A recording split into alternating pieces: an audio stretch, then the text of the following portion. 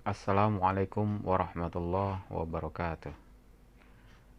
Pertama-tama marilah kita panjatkan puji syukur kehadirat Allah Subhanahu wa taala yang telah memberikan kita berbagai macam nikmat, terutama nikmat iman, Islam serta nikmat sehat walafiat, sehingga kita masih terus dapat melaksanakan kegiatan belajar mengajar jarak jauh. Mudah-mudahan anak-anakku sekalian, kalian selalu mendapatkan lindungan dan kesehatan dari Allah Subhanahu wa taala. Selamat pagi anak-anakku sekalian. Perkenankan Bapak pada kesempatan kali ini ingin menyampaikan pelajaran pendidikan agama Islam, yaitu pada materi puasa Ramadan. Sebelum Bapak menyampaikan materi puasa Ramadan, Bapak ingin memberitahukan tujuan belajar kita pada hari ini. Yang pertama, agar kalian memahami dan mengerti apa itu puasa Ramadan, terkait dengan hukum-hukumnya, ketentuan-ketentuannya, syarat-syaratnya, serta rukun-rukunnya. Mengingat puasa Ramadan ini adalah hukumnya wajib, maka daripada itu kalian harus betul-betul menguasai tentang ilmu puasa Ramadan. Karena dengan kalian menguasai ilmu dalam melaksanakan ibadah puasa Ramadan, maka insya Allah secara otomatis ibadah puasa Ramadan kalian akan diterima oleh Allah Subhanahu wa taala. Karena setiap amal ibadah jika tidak disertai dengan ilmu pengetahuan, maka ibadah kita akan tertolak oleh Allah Subhanahu wa taala. Tujuan belajar yang selanjutnya adalah agar kalian bisa mengambil hikmah dari puasa Ramadan dan mengambil pelajaran atas kebaikan-kebaikan dalam kehidupan sehari-hari, yakni dengan kesabaran, ketakwaan, keikhlasan, kerajinan, ketekunan, kejujuran, serta banyak lagi manfaat dan hikmah dari puasa Ramadan yang kalian bisa praktekkan dalam kehidupan sehari-hari hingga menuju akhirat nanti. Agar kalian senantiasa terbiasa dan gemar melaksanakan ibadah, terbiasa dan mahir dalam berdoa, serta terbiasa santun dalam bertingkah laku dan bertutur kata. Selanjutnya, marilah sama-sama kita perhatikan dan kita pahami akan tentang ilmu puasa Ramadan. Apa itu puasa Ramadan? Sebelumnya, Bapak ingin bertanya kepada kalian. Apakah pernah kalian melaksanakan puasa Ramadan? Ya, tentu kalian sering melaksanakan puasa Ramadan. Kapan puasa Ramadan dilaksanakan? Ya, pastinya di bulan Ramadan. Apakah kalian pernah batal ketika melaksanakan puasa Ramadan? Ya, pasti ada yang batal, ada yang full sampai 30 hari. Selanjutnya, apakah kalian selalu melaksanakan ibadah-ibadah sunnah dan ibadah wajib ketika selama menjalani puasa di bulan Ramadan? Tentu saja ada yang rajin melaksanakan ibadah-ibadah sunnah. Ada juga yang bermalas-malasan, berlemes-lemesan, dan yang lain sebagainya. Sungguh amat merugi sekali kalau kalian tidak bisa memanfaatkan ibadah selama di bulan Ramadan. Kenapa? Karena ibadah yang kita lakukan selama bulan Ramadan, maka Allah akan lipat gandakan pahalanya ketimbang kita beribadah di bulan selain bulan Ramadan. Karena itu Ramadan adalah bulan yang sangat spesial, bulan yang paling mulia di antara bulan-bulan lainnya. Oleh karena itu, jangan sia-siakan bulan Ramadan, manfaatkanlah sebaik mungkin ketika kalian menghadapi bulan Ramadan nanti. Oleh karena itu, marilah kita sama-sama pelajari tentang puasa Ramadan agar kalian lebih memahami dan mengerti serta bisa lebih bijaksana dalam mensikapi puasa Ramadan. Lanjut, kita membahas tentang pengertian puasa Ramadan. Apa sih itu puasa Ramadan? Puasa Ramadan menurut bahasa adalah menahan diri dari segala sesuatu yang bisa membatalkan puasa. Sedangkan puasa menurut istilah adalah menahan diri dari makan, minum, dan segala yang membatalkan puasa sejak terbit fajar sampai matahari terbenam, dengan disertai niat di malam harinya dan memenuhi beberapa syarat yang telah ditentukan. Itulah pengertian puasa. Jadi pengertian puasa itu ada dua. Puasa menurut bahasa dan puasa menurut istilah.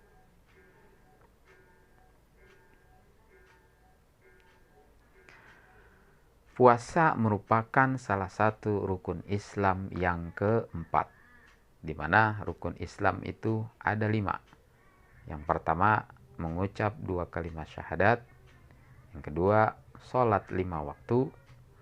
Yang ketiga, memberi zakat jika ada hartanya. Yang keempat, puasa di bulan Ramadan. Yang kelima, pergi haji jika mampu pergi. Oleh karena itu, puasa merupakan salah satu rukun Islam yang keempat. Maka puasa pertama kali diperintahkan oleh Allah Subhanahu wa taala kepada umat Islam yaitu pada tahun kedua Hijriyah. Tepatnya di tahun kedua setelah Nabi hijrah dari kota Mekah ke kota Madinah. Jadi setelah Nabi 2 tahun hijrah ke Madinah, maka di saat itu pula Allah memerintahkan Nabi Muhammad beserta umatnya untuk melaksanakan kewajiban puasa di bulan Ramadan. Sesuai dengan firman Allah Subhanahu wa taala yang mewajibkan puasa terdapat pada surah Al-Baqarah ayat 183 yang berbunyi Bismillahirrahmanirrahim. Ya ayyuhalladzina amanu kutiba alaikumus siyam kama kutiba alal ladzina min qablikum la'allakum tattaqun. Artinya, hai orang-orang yang beriman, diwajibkan atas kamu berpuasa sebagaimana telah diwajibkan atas orang-orang terdahulu agar kamu menjadi orang-orang yang bertakwa. Jadi disinilah Allah mewajibkan kita sebagai umat Islam untuk melaksanakan ibadah puasa sebagaimana Allah telah mewajibkan pula pada umat Nabi sebelum Nabi Muhammad SAW. Tujuannya adalah supaya kita menjadi orang-orang yang bertakwa. Apa itu takwa? Takwa adalah takut kepada Allah dengan segenap menjalankan perintahnya dan menjauhkan segala larangannya. Selanjutnya, tujuan Allah memerintahkan umat Islam berpuasa adalah agar kita menjadi orang yang bertakwa. Apa itu takwa? Seperti tadi yang sudah diterangkan, takwa adalah menjalankan segala perintah Allah dan menjauhkan segala larangan Allah. Selanjutnya, tujuannya adalah agar kita dapat mengendalikan hawa nafsu. Selanjutnya, agar kita dapat melatih kesabaran. Sabar itu ada banyak, antara lain sabar dalam menahan lapar, sabar dalam menahan haus, sabar dalam menahan diri dari berbagai macam perbuatan-perbuatan buruk, perbuatan-perbuatan tercela, serta akhlak-akhlak tercela. Kemudian manfaat puasa.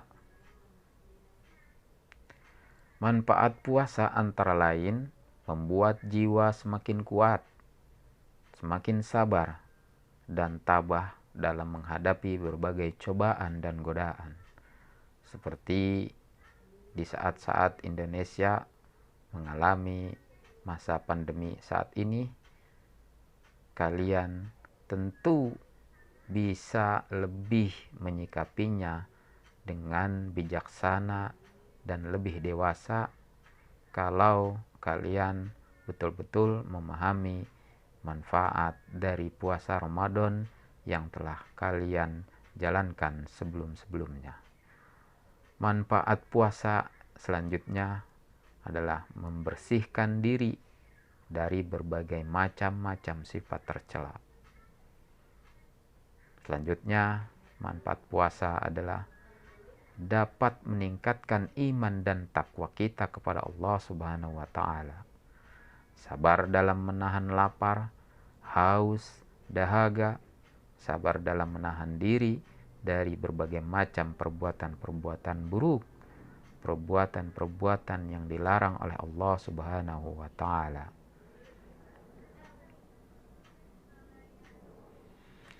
Kemudian, bulan Ramadan juga disebut dengan Syahrul Ibadah. Apa itu Syahrul Ibadah? Syahrul Ibadah artinya bulan yang penuh dengan ampunan dan rahmat.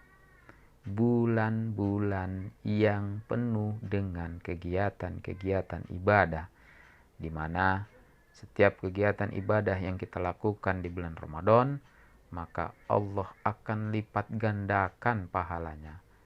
Berbeda dengan ibadah-ibadah yang kita lakukan di luar bulan Ramadan.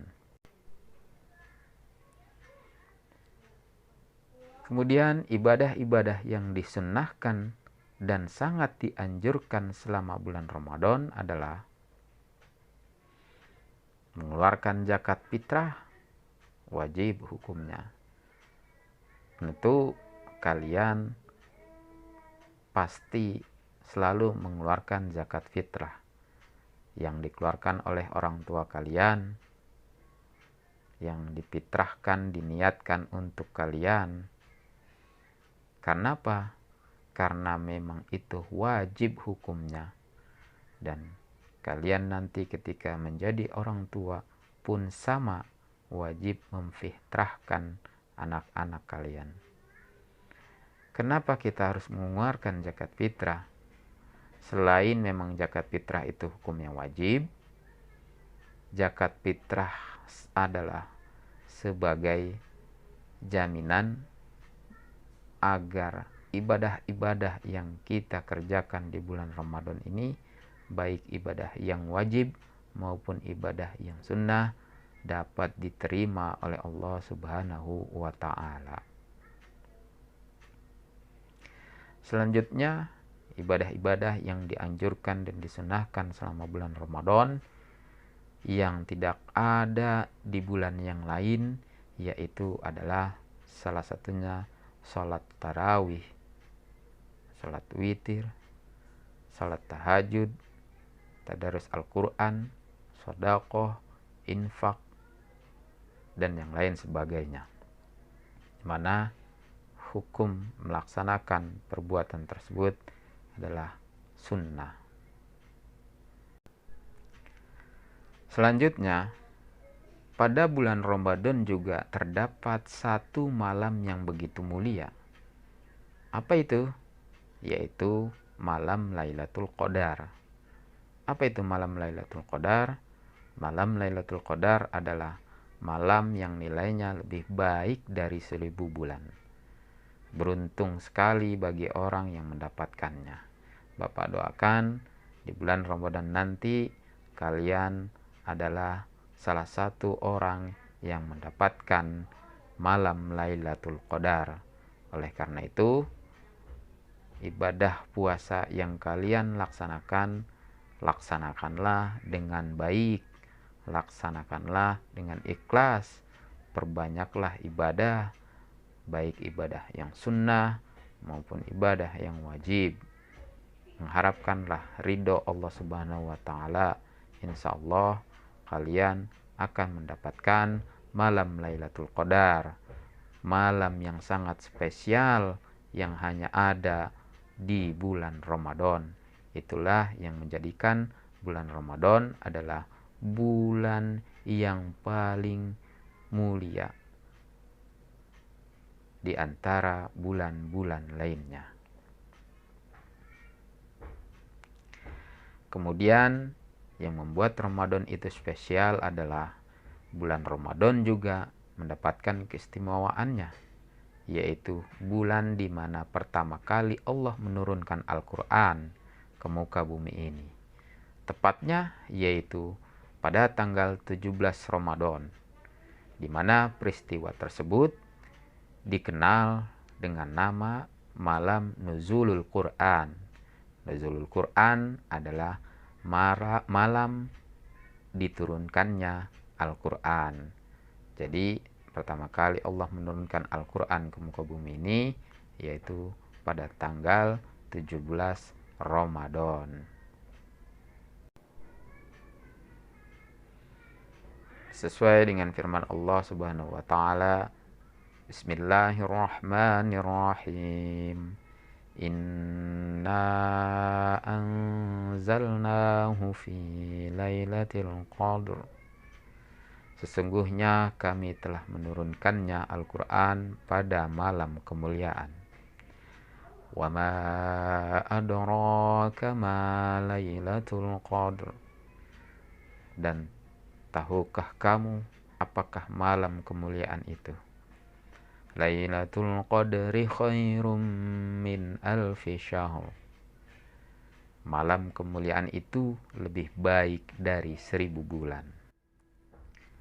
Selanjutnya kita akan mempelajari tentang ketentuan puasa Ramadan.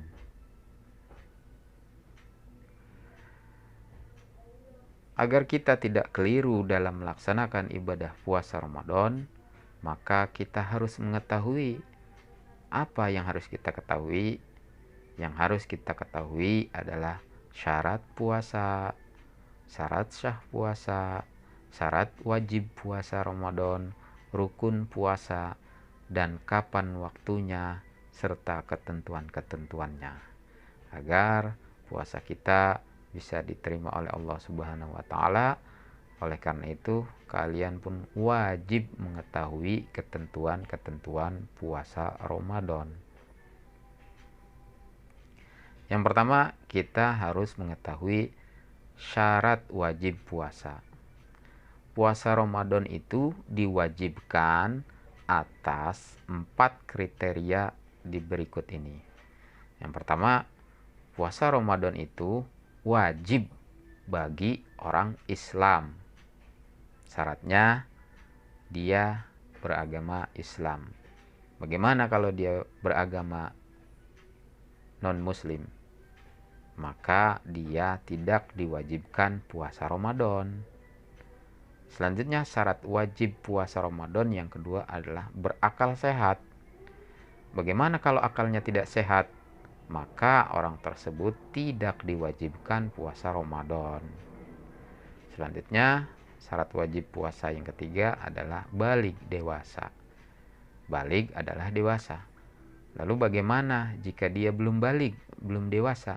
Maka orang tersebut tidak diwajibkan puasa Ramadan. Lalu kalau memang anak kecil itu mau melaksanakan puasa Ramadan, maka dihukumkan dia boleh melaksanakan puasa Ramadan sekedar untuk latihan dan pembiasaan diri sejak dini agar terbiasa menjalankan ibadah puasa. Meskipun anak kecil tersebut belum dihukumkan wajib melaksanakan ibadah puasa. Seperti adik kita, karena dia saking rajinnya, dia ikutan puasa Ramadan, itu tidak apa-apa. Kecuali kalian yang sudah mulai dewasa, wajib hukumnya melaksanakan ibadah puasa. Ciri-ciri orang yang sudah dewasa adalah mampu membedakan antara yang baik dan yang buruk. Lalu syarat wajib puasa yang keempat adalah kuat melaksanakan puasa. Bagaimana kalau dia tidak kuat melaksanakan puasa? Seperti orang yang suka sakit-sakitan, sakit mah, sakit perut, sakit jantung, sakit yang lain sebagainya yang tidak memungkinkan dia melaksanakan ibadah puasa, maka orang tersebut tidak diwajibkan puasa Ramadan. Selanjutnya kita mengetahui syarat sah puasa. Jadi puasa Ramadan yang kita lakukan itu bisa sah jikalau memenuhi syarat-syaratnya. Apa itu syarat-syarat yang membuat puasa Ramadan kita sah? Yang pertama, kita harus beragama Islam. Gimana kalau kita tidak beragama Islam? Maka puasa Ramadan kita tidak sah. Syarat yang kedua adalah kita harus mumayyiz. Apa itu mumayyiz? Mumayyiz adalah bisa membedakan mana yang buruk dan mana yang baik. Gimana kalau dia belum mumayyiz? Maka puasanya tidak sah. Syarat sah puasa yang ketiga adalah suci dari haid dan nifas. Nifas itu adalah darah yang keluar sehabis melahirkan.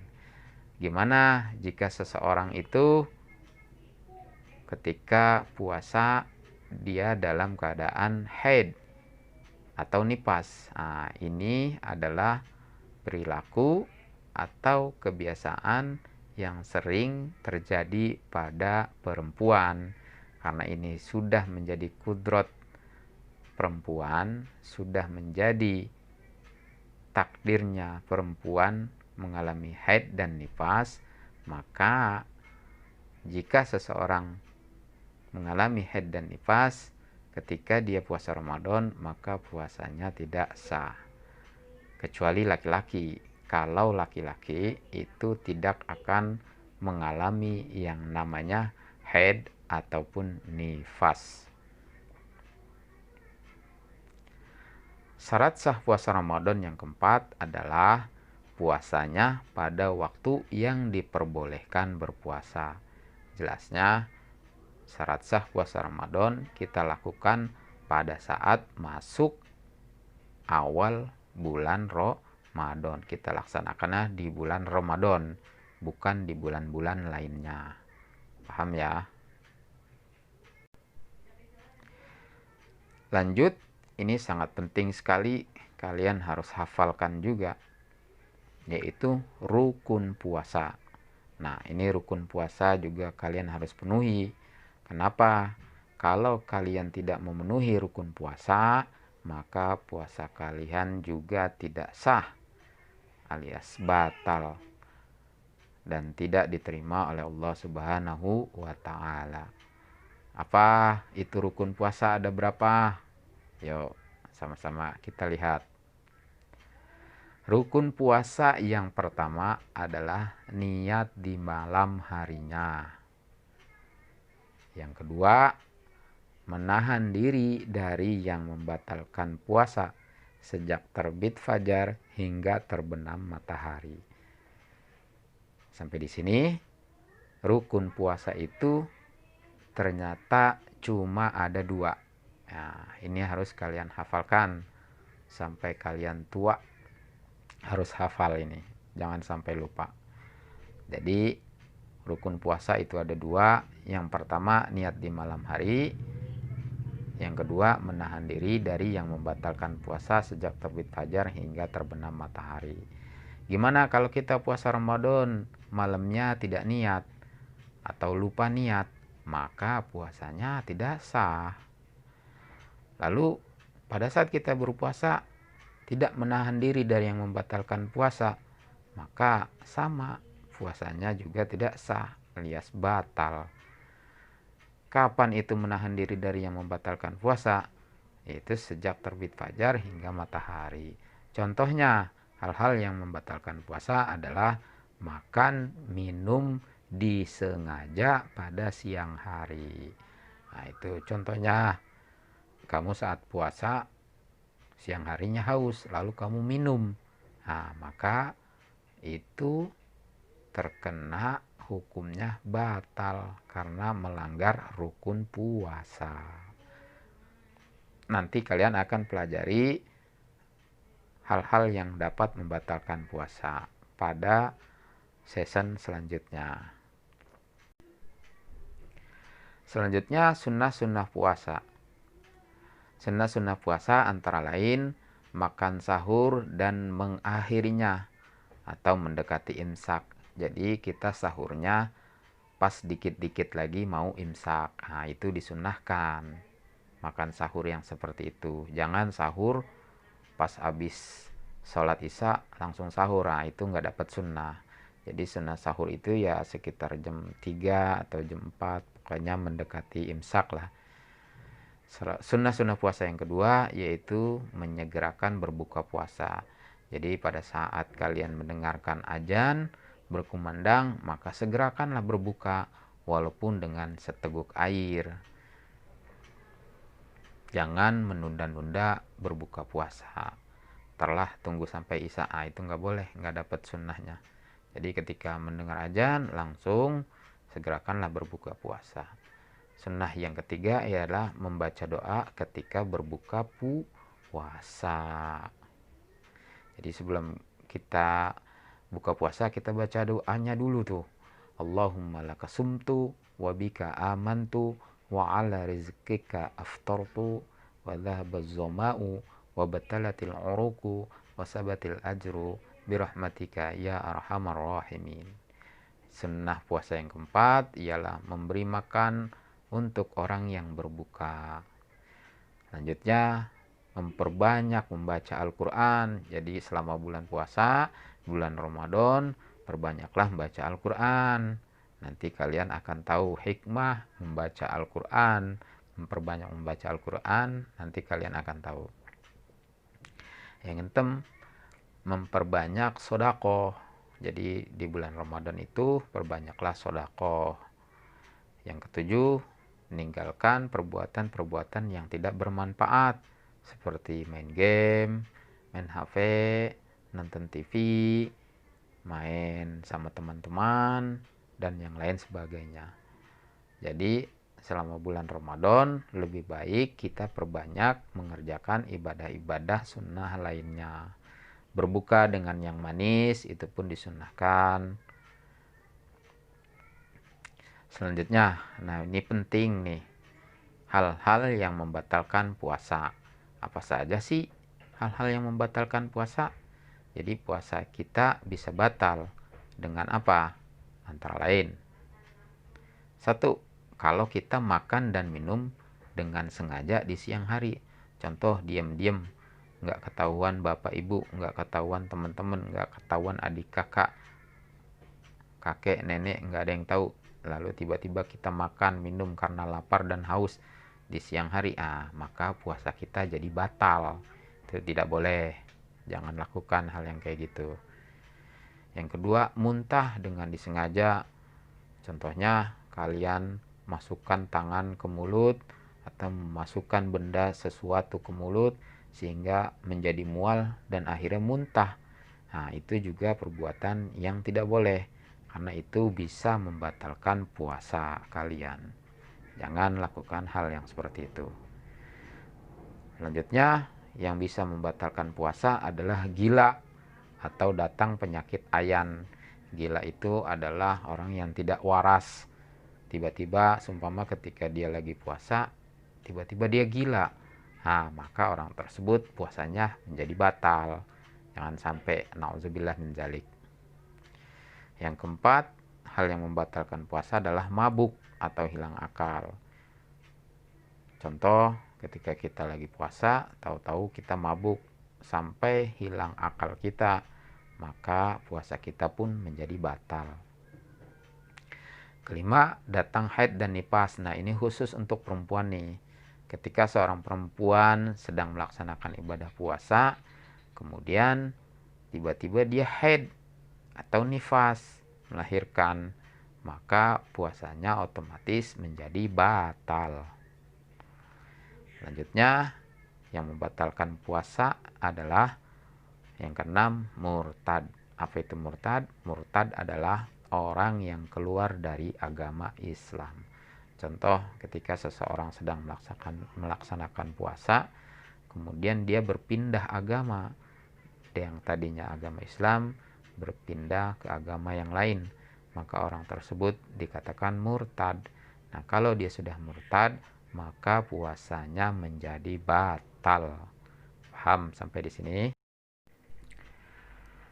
Kemudian kita mengetahui dan mempelajari tentang orang-orang yang diperbolehkan tidak puasa Ramadan. Jadi ada beberapa orang-orang yang memang diperbolehkan untuk tidak berpuasa Ramadan. Mau tahu siapa sajakah orang-orang tersebut?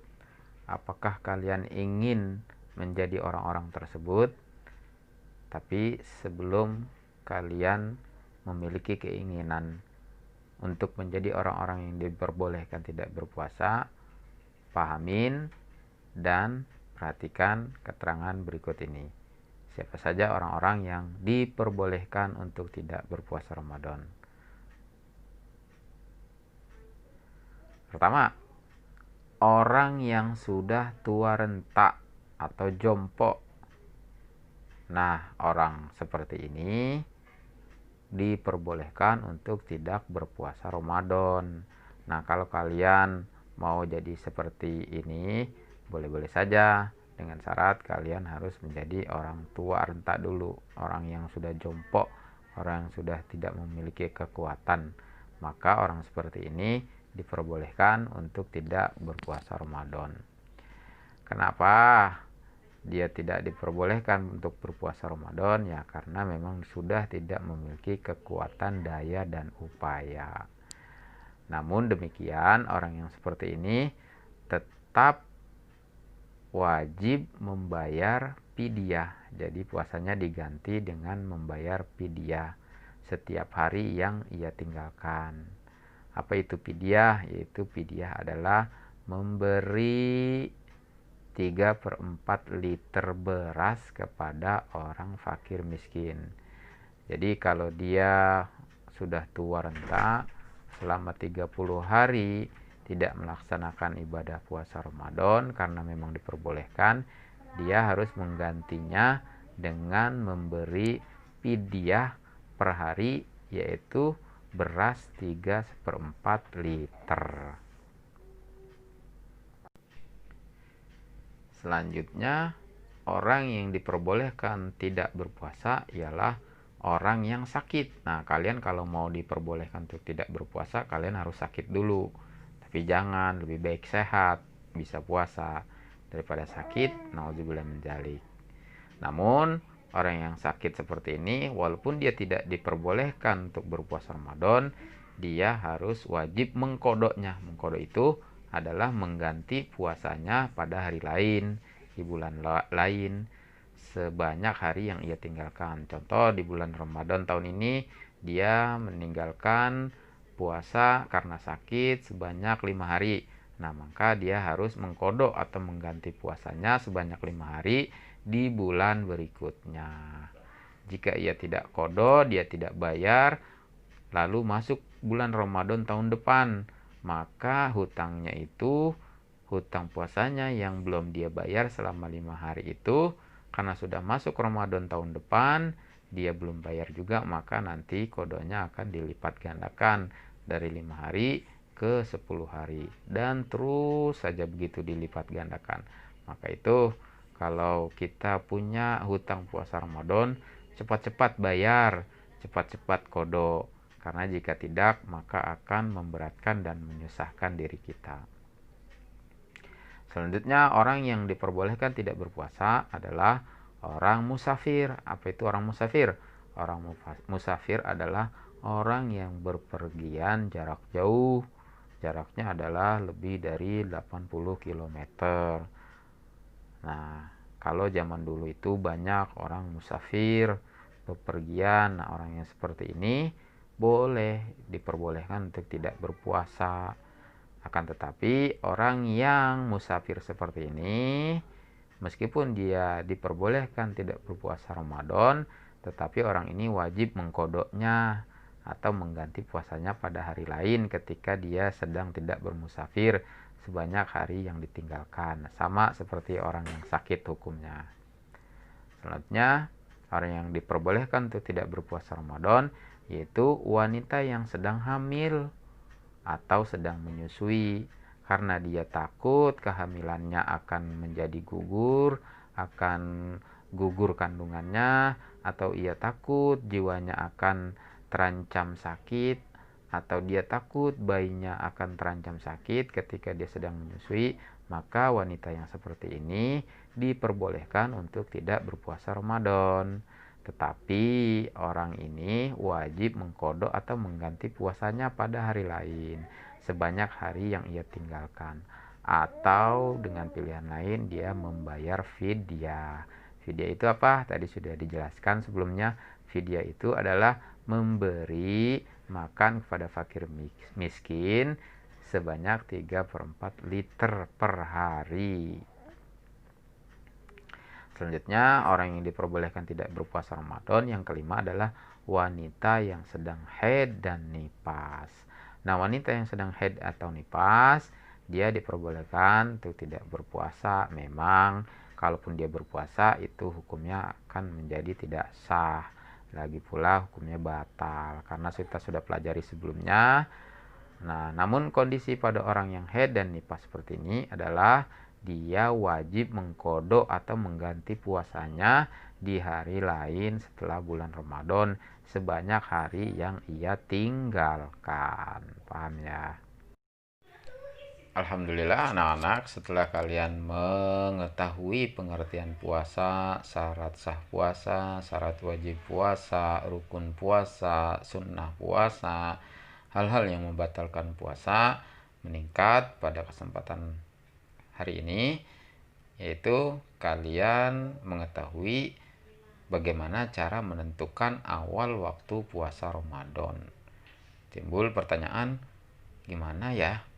Kok tiba-tiba kita puasa Ramadan? Gimana sih cara nentuin kapan waktunya? Nah, kali ini kalian akan sedikit mengetahui tentang cara menentukan awal puasa Ramadan.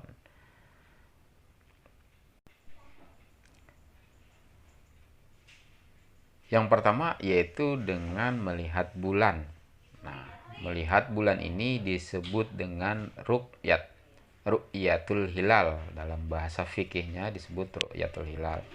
Nah, gimana cara metode dengan ru'yatul hilal? Ru'yatul hilal itu biasa dilakukan oleh lembaga-lembaga yang telah dipercayai oleh pemerintah, dalam hal ini yaitu Majelis Ulama Indonesia.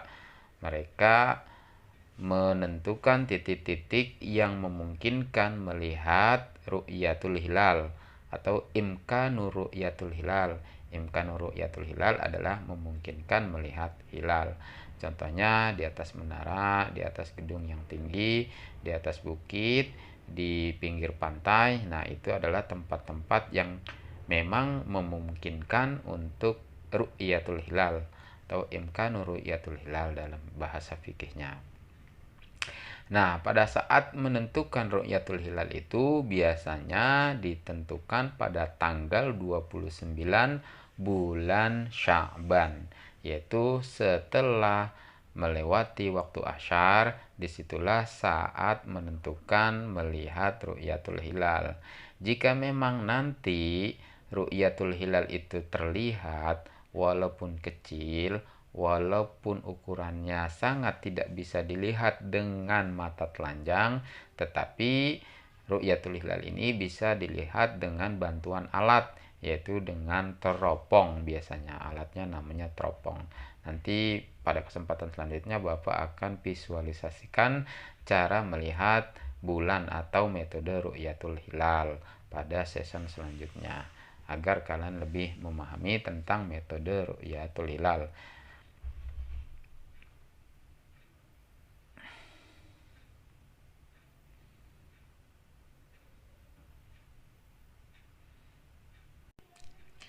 Nah, ketika pada sore hari pada tanggal 29 Sya'ban itu dengan metode ru'yatul hilal menggunakan bantuan alat teropong bintang jarak jauh, dan memang ternyata terlihat ru'yatul hilalnya itu terlihat, maka sudah dapat dipastikan dan ditentukan bahwa besok kita sudah memasuki tanggal 1 Ramadan.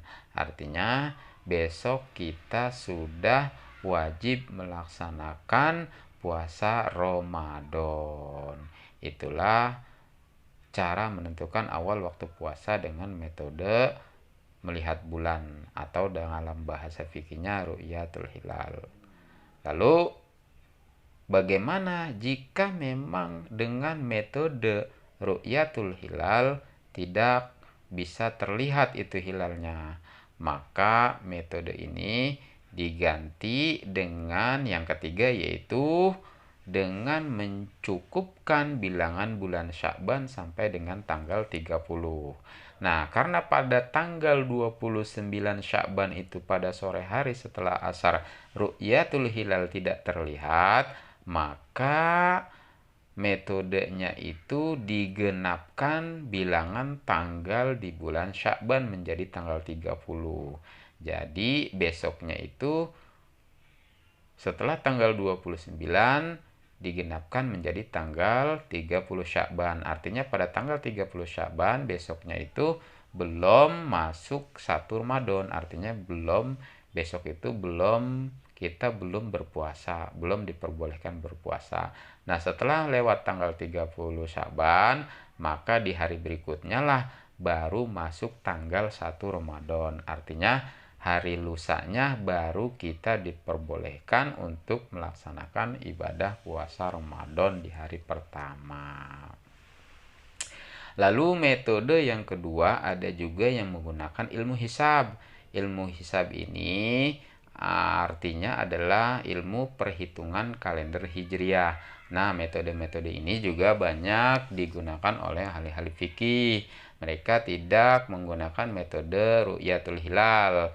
Mereka menggunakan ilmu hisab. Artinya mereka sudah bisa menentukan kalender hijriah tersendiri. Mereka bisa membuat kalender hijriah tersendiri. Nah, ini banyak juga digunakan oleh beberapa golongan orang-orang Islam yang memang ilmunya sudah mumpuni dan menguasai tentang ilmu hisab. Biasanya ilmu hisab ini disebut dalam ilmu agama disebut dengan ilmu falak.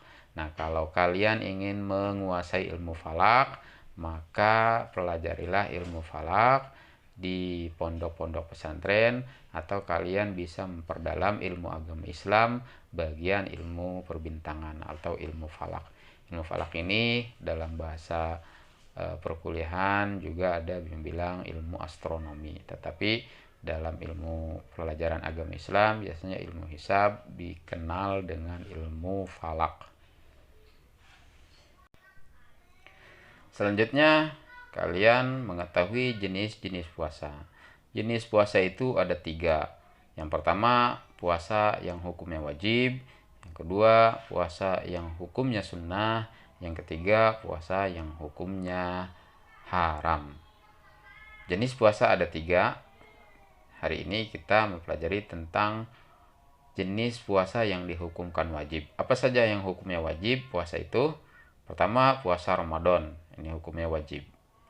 Yang kedua, puasa nazar. Apa itu puasa nazar? Nazar itu adalah puasa janji kepada Allah.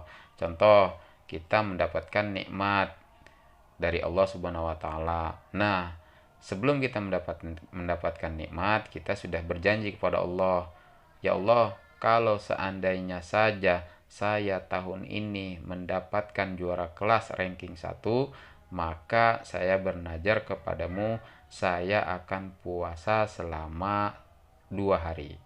Nah, puasa itu disebut puasa nazar. Maka orang tersebut ketika sudah keinginannya sudah dikabul sama Allah Subhanahu wa taala, maka dia berkewajiban memenuhi janjinya, yaitu puasa nazar, karena dia nazarnya dengan puasa. Maka orang tersebut wajib membayar atau berpuasa nazar sesuai dengan janjinya kepada Allah. Lalu puasa yang wajib hukum yang ketiga adalah puasa kafarat atau puasa denda. Jadi kafarat ini artinya puasa denda.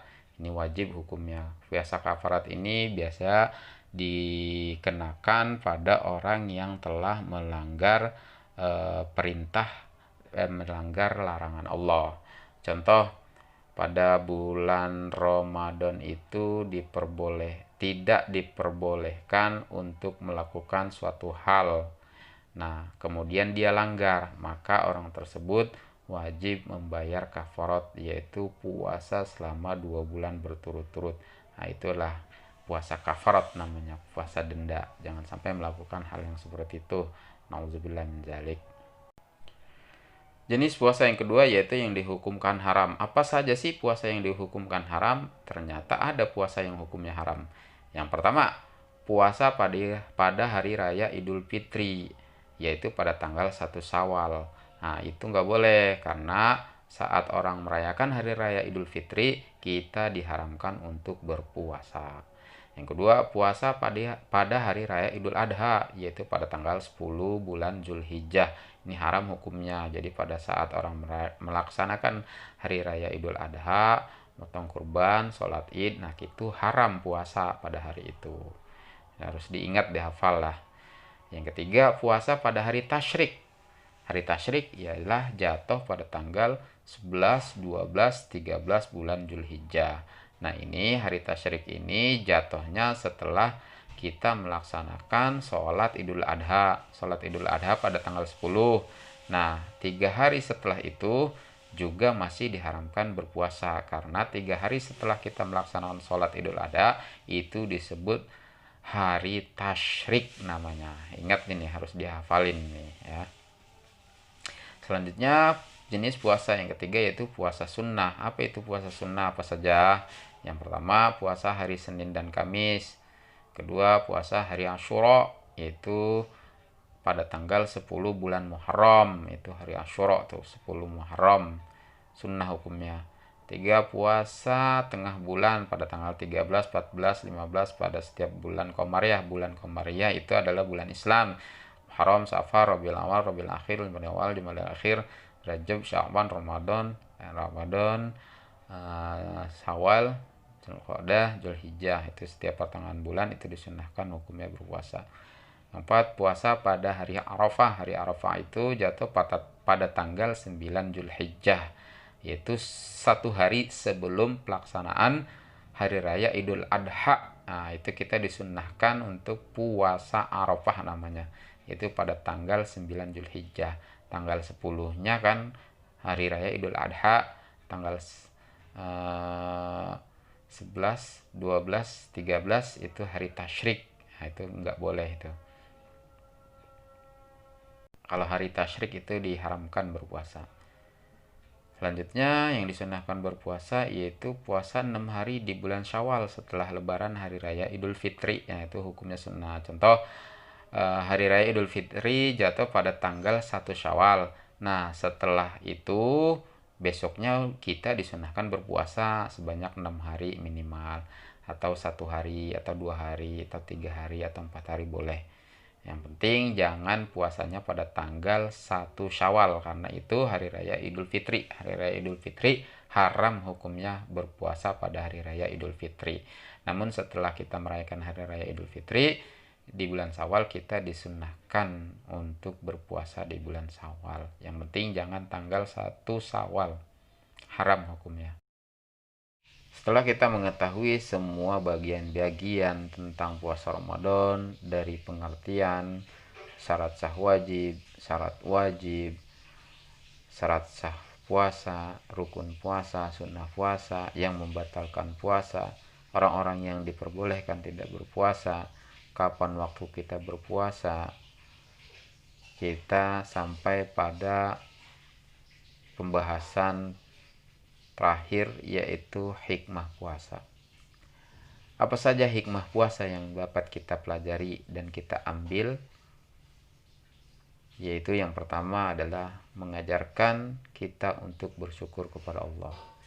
Hikmah dari Ramadan, hikmah dari puasa Ramadan yang pertama adalah mengajarkan kita bersyukur kepada Allah. Insya Allah. Yang kedua, menumbuhkan rasa kasih sayang terhadap sesama manusia, orang lemah, orang fakir, orang miskin. Karena di saat kita berpuasa, kita merasa juga lemah, merasa haus, merasa tidak ada tenaga. Disitulah saat-saat kita merasakan kekurangan, kelemahan, dan ketidakberdayaan orang lain, orang-orang saudara-saudara kita yang juga merasakan penderitaan. Hikmah puasa yang ketiga adalah menambah keimanan kita kepada Allah. Yang keempat, menjaga kesehatan. Bahwasanya hikmah puasa adalah selain kita mendapatkan pahala kepada Allah, puasa juga adalah menjaga kesehatan, dapat menjamin kesehatan umat Islam. Kalau orang Islam ingin sehat selalu badannya, maka perbanyaklah berpuasa.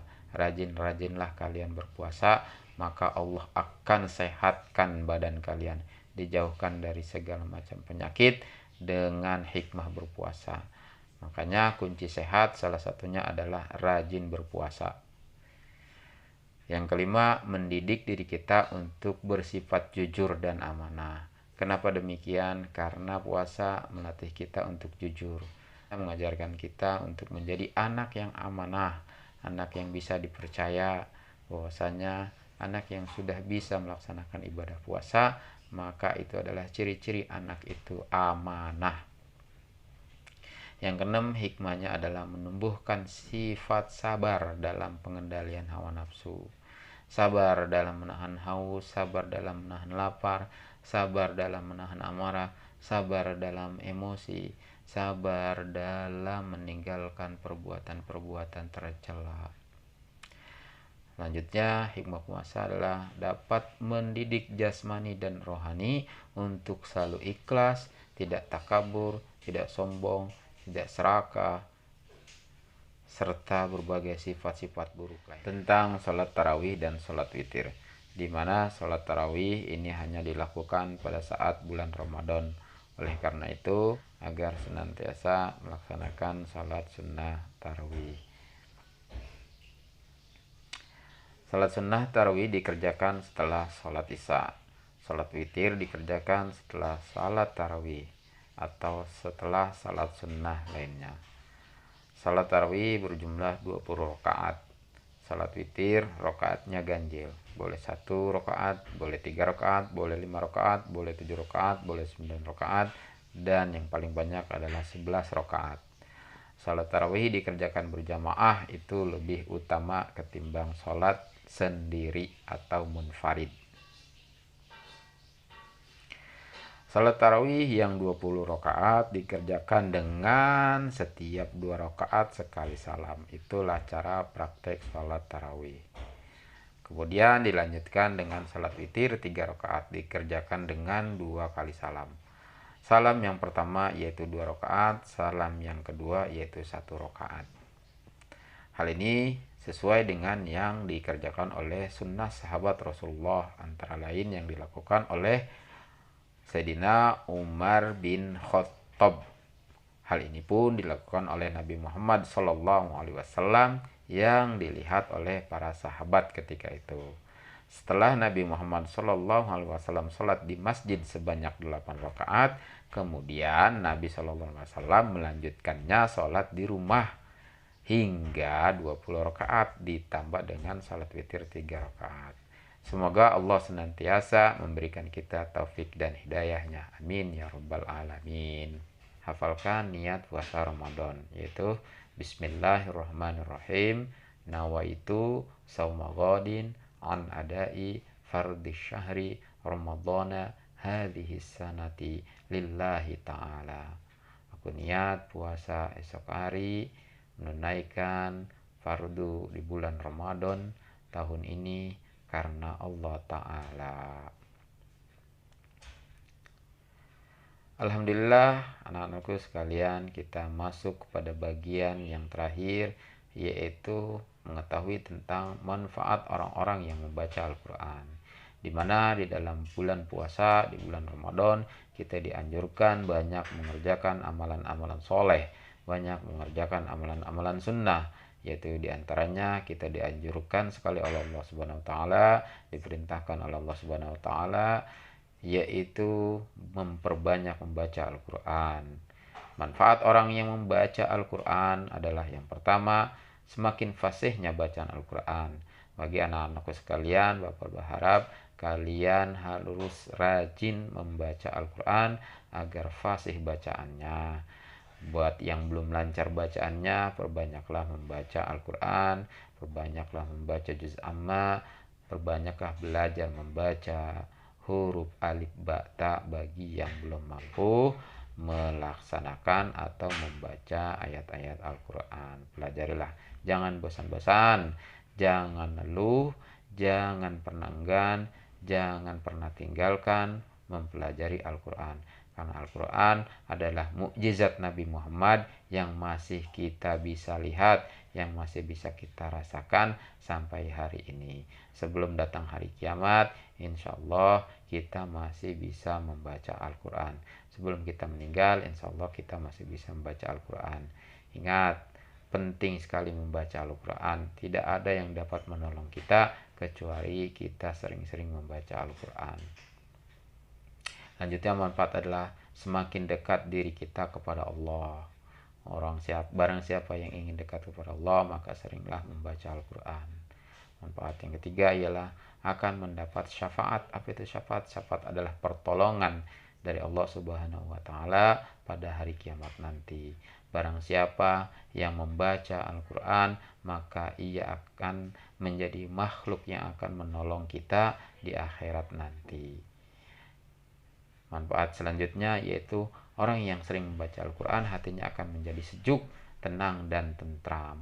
Buat anak-anakku sekalian yang hati kalian yang selalu ingin selalu tentram, tenang, sejuk, maka perbanyaklah membaca Al-Quran.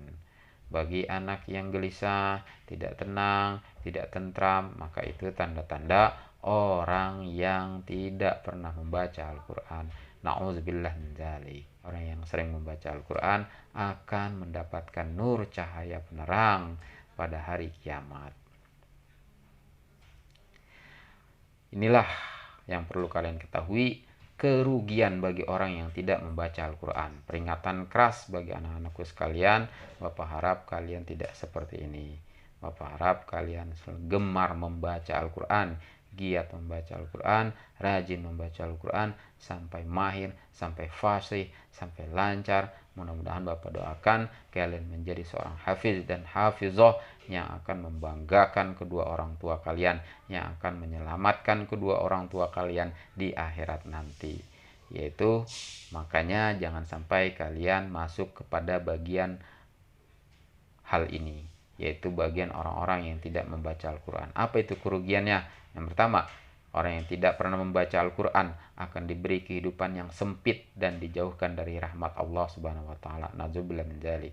Pada hari kiamat nanti ia akan dikumpulkan dalam keadaan buta. Na'udzubillah min dzalik. Kerugiannya yaitu selanjutnya dijauhkan dari petunjuk Allah. Na'udzubillah min dzalik. Hidup kita akan tersesat. Hidup kita akan selalu berbuat maksiat karena jauh dari petunjuk Allah, karena dia tidak pernah membaca Al-Quran dan mempelajarinya. Kerugian yang keempat yaitu sulit membedakan antara yang baik dan yang benar, antara yang benar dan yang salah, karena dia sudah ditinggalkan oleh Allah dan tidak diberi petunjuk oleh Allah. Sebab kesalahan dia sendiri yaitu karena dia tidak mau membaca Al-Quran. Na'udzubillah min dzalik. Hal yang paling menyedihkan adalah orang yang tidak membaca Al-Quran akan dilemparkan ke dalam api neraka. Na'udzubillah min dzalik. Bapak doakan agar kalian senantiasa selalu semangat dalam mempelajari Al-Quran. Mudah-mudahan pandemi segera berakhir dan kita bisa belajar Al-Quran bareng di sekolah nanti. Amin ya rabbal alamin. Perlu kalian ketahui anak-anakku sekalian, ketika kalian membaca Al-Quran, kalian perhatikan adab-adab atau etika atau tata krama atau cara yang santun dalam membaca Al-Quran. Yang pertama, berwudu dahulu. Usahakan kalian memiliki wudu sebelum membaca Al-Quran. Lalu bersih tempat pakaian dan kotoran dari kotoran dan najis. Yang ketiga, berpakaian yang sopan, rapih dan wangi, menghadap ke arah kiblat ketika membaca Al-Quran. Mengawali dengan membaca A'udzubillahi minasyaitonirrajim dan Bismillahirrahmanirrahim. Lalu yang keenam, meletakkan Al-Quran di tempat yang paling tinggi. Jangan taruh Al-Quran di tempat yang rendah atau sejajar dengan buku-buku yang lain. Letakkanlah, muliakanlah Al-Quran itu dengan menaruhnya di tempat yang paling tinggi. Maka insya Allah Al-Quran itu akan mengangkat derajatmu di akhirat nanti. Tidak berbicara ketika sedang membaca Al-Quran. Membaca Al-Quran dengan hati yang tenang, tidak tergesa-gesa, tidak terburu-buru. Membaca Al-Quran bersikap tawadu, harus rendah hati, tidak boleh sombong, tidak boleh arogan. Dalam membacanya pun dengan alunan suara yang merdu, niscaya Allah akan menyenangi, malaikat akan menyenangi, Nabi pun akan menyenangi orang yang selalu membaca Al-Quran dengan lantunan yang merdu. Selanjutnya adalah berdoalah setelah membaca Al-Quran. Wahai anak-anakku sekalian, biasakanlah olehmu ketika setelah membaca Al-Quran, berdoalah, mintalah apa yang kamu inginkan, mintalah kepada Allah Subhanahu wa Ta'ala, niscaya Allah akan mengabulkan. Selanjutnya, membacanya dengan khusyuk, harus dengan khusyuk, tidak boleh main-main. Selanjutnya, perhatikanlah hukum bacaan tajwid, makhraj huruf, dan membacanya dengan tartil. Jika belum memahami tentang tajwid, Bapak berharap kalian terus mempelajari tentang ilmu tajwid, makhraj huruf, agar bacaan Al-Quran kalian bisa menjadi lebih baik dan bacanya menjadi tartil. Insya Allah nanti jika pandemi sudah berakhir, kita belajar membaca Al-Quran secara baik dan benar. Selanjutnya, membaca Al-Quran itu kita harus renungkan dan hayati arti-arti ayat tersebut, sehingga kita bisa tahu maksud dan tujuan ayat tersebut, dengan tentunya dengan bimbingan dan arahan serta penjelasan dari guru pendidikan agama kalian masing-masing. Pada kesempatan hari ini Bapak haturkan terima kasih banyak. Mohon maaf apabila ada kesalahan kata, kekhilafan, kekurangan, itu datangnya dari Bapak sendiri, dan sesungguhnya kebenaran itu datangnya dari Allah dan hanya milik Allah. Bapak doakan kalian selalu dalam lindungan dan kesehatan Allah Subhanahu wa Ta'ala. Tetap semangat belajar, waspada dengan pandemi, waspada dengan COVID, selalu jaga 3M, memakai masker, menjaga jarak, serta rajin mencuci tangan.